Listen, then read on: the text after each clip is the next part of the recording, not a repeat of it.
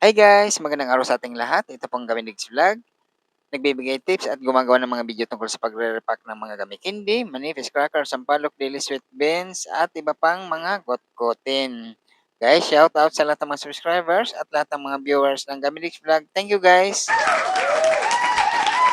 Kung magustuhan nyo mga ganitong klaseng video, please like, share, and subscribe at gawin nyo rin para lahat tayo ay kumita.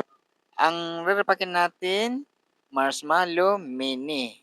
Ngayon ay July 16, 2025. Ang 680 grams or isang bag nitong Marshmallow Mini ay nagkakalaga ng 120 pesos presyong Divisoria, Manila. Ang pagre-repakan natin nito guys, itong cups na to. Yan. Yan, dyan natin ilalagay guys yung ating repack na marshmallow. Hatiin lang natin para pang 20 pesos lang ang ating presyohan. Yun, para abot kaya ng ating mga kabayan ng ating presyo. At tayo ay gumagawa ng pang 20 pesos at meron din tayong mga video dyan na pang 5 pesos lang ang ating repack. Ito guys, mas maganda itong may cups na may takip kasi. Kahit naglalakad kayo o gusto nyong dalhin ng mga ganitong mga marshmallow o gusto nyong kahit nasa daan kayo kung meron kayo pagagamitan o kakainin nyo, okay lang kasi may takip naman siya. Yan, mas maganda yung ganyan guys, yan oh. Napakaganda. At pwede nyong gamitin pa kahit anong inyong lalagyan kung gusto nyo pang lagyan pa uli ng iba pang mga kutkutin, yan, okay yan yung mga cups na yan.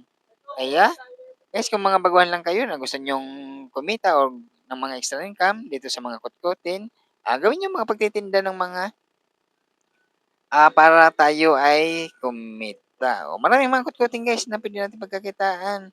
May mga gami candy, mga manis, sampalok, dilis, o ano pang mga fish cracker na napakadali lang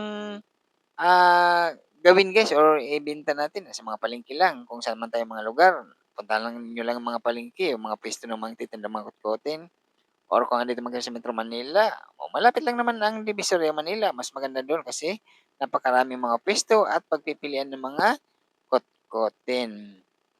O, ganyan lang guys, yan yung gagawin. Napakasimple lang. Kung kahit may mga trabaho kayo, pwede nyo rin magtinda or magbenta nitong mga kotkotin. Kung nasa mga bahay man kayo, gusto nyong kumita ng mga extra income para pagkakakitaan. Halimbawa, meron kayo diyang mga bintana na pwede nyong pagtindahan. Huwag nyo lalagyan ng screen, yung parang ganito ang tindahan nyo guys, yung walang harang or walang screen. O, di ba napakaganda tingnan yan, oh? Kaya madali yan mabili ang mga paninda natin kung naka-open lang ang ating mga pwesto. O, ito guys yan, oh. Napakaraming magagawang repack natin ito. Or nasa sa inyo na yan guys kung magkano yung mga presyo na gusto ninyo. Itong repack ko, 20 pesos lang para abot kaya ng ating mga kababayan. Ito napakaganda at napakabili itong marshmallow mini na to. Kasi maraming paggagamitan nito. Pwedeng gawing mga pang-toppings or yung mga bata gustong gusto itong mga ganitong mga marshmallow guys. At napakabili ito sa ating mga kababayan. O kung magtitinda kayo guys, umpisan nyo na para malaman ninyo kung magiging mabilis sa inyong mga lugar. O kung magtitinda naman kayong mga kotkotin, o lahatin nyo na, mga gami candy, mga mani, mga fish crackers, o panoorin nyo dito sa ating channel guys. Marami tayong mga video dito tungkol sa mga pagre-repack ng iba't ibang klaseng mga kotkotin na pwede natin pagkakitaan. Ayan, ganun lang. At pwede naman nyo rin ito repakin ng naka-plastic.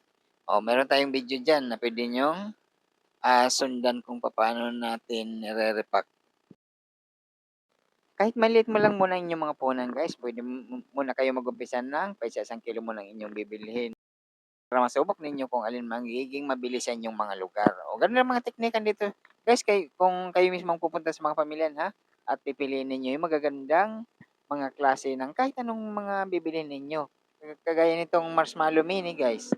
Kailangan pag bumili kayo yung meron siyang powder, yung buhaghag siya. Pag nakita nyo ang mga ganitong marshmallow mini guys na nagbubukol-bukol na o didikit-dikit, huwag nyo kukunin yun kasi ibig sabihin lusaw na yun. Kaya ang pagpili nito, kailangan mautak tayo sa lahat ng mga bibilhin natin. Tayo ang pipili ng mga magagandang klase. Kahit anumang mga kutkutin yan na pangtinda natin, tayo mismo ang pipili ng ating gustong bibilhin para, siyempre makikita naman natin 'yun kung maganda ang ating mga bibilhin para wala ng, tayong sisisihin, tayo mismo ang makakakuha ng mga magagandang mga klaseng mga bilihin. O 'yan na guys ang inyong gagawin ha, kung kayo may mga nag-umpisa pa lang, yung magagandang klase ang inyong mga bibilhin para, mas kumita tayo ng mga, malaki at saka mataas ang ating kikitain sa mga ating ititinda. Oh, 'yan guys, 'yan ang ating mga nagawa na, 'yan oh. Nilagay natin sa cups, 'yan oh, kalahati ang ating lagay. Kasi pang ₱20 lang ang ating bintahan. Guys, nagpapasalamat ang Gamilix Vlog sa lahat ng mga subscribers at lahat ng mga viewers ng Gamilix Vlog. Thank you guys. Kung magustuhan niyo mga ganitong klaseng video, please like, share, and subscribe at gawin niyo rin para lahat tayo ay kumita. Thank you guys. Bye.